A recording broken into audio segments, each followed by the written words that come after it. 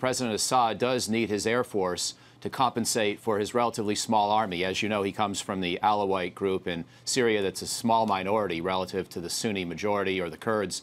And he's got help from Hezbollah and Iran, but nonetheless, he's got to worry about his ability to win on the ground without his big weapons. And we can target those big weapons pretty well.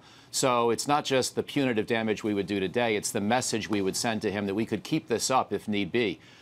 On the other hand, we know President Trump doesn't really want to keep it up, and he doesn't really want to reignite a full-scale civil war, because right now Assad's been winning. If we took enough of his weapons away to call into doubt the military balance, you could actually see a worsening of the civilian toll. We might deter the chemical weapons use, but essentially contribute to, a full-bore civil conflict of the type that's been gradually winding down in parts of Syria the last few months. So it's a tough call. Yeah, and Bolton and Mattis are telling him all this stuff as well. You saw that, Russia is, as these are all exactly what you'd expect. It almost gets, I don't know if I'd say banal, but so they're saying don't do anything, but we're probably talking to them and saying we're going to do this because we don't want to surprise them with something, and we don't want to, we don't want to start World War III, obviously. Do you think there's, I'm sure back channel, we're talking to the Russians about what we're going to do as well, right?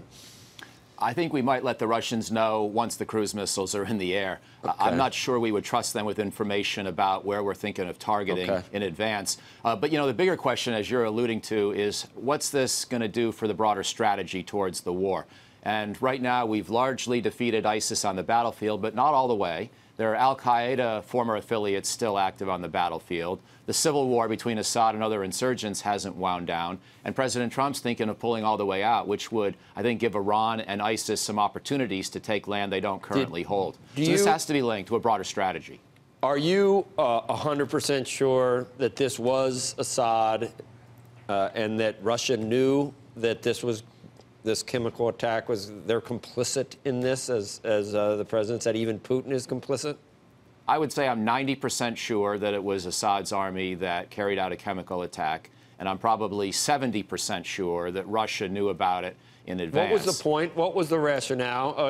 And was it related to the president's comments in the last couple of weeks that we want to exit Syria? I mean, it seems weird that. Why do it? Why? I guess they still want to try to win the civil war, and this helps, I guess. Yeah, and they've been getting away with it. Charles Lister of the Middle East Institute compiled 300 suspected uses of chemical weapons over the course of this conflict, many of them even in the last year since President Trump's original cruise missile response to the horrible attack that we saw early in his presidency. So it's happening all the time, and Assad is sort of adjusting his rheostat, seeing what he can get away with and what we notice and respond to. So I think we probably should do something, but we need a broader strategy to maintain our influence and protect at least some of the pockets of innocent civilians in the east, north, and south, even if we can't get rid of Assad anytime soon in this horrible war.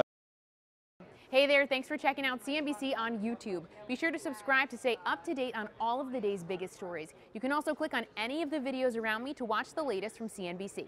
Thanks for watching.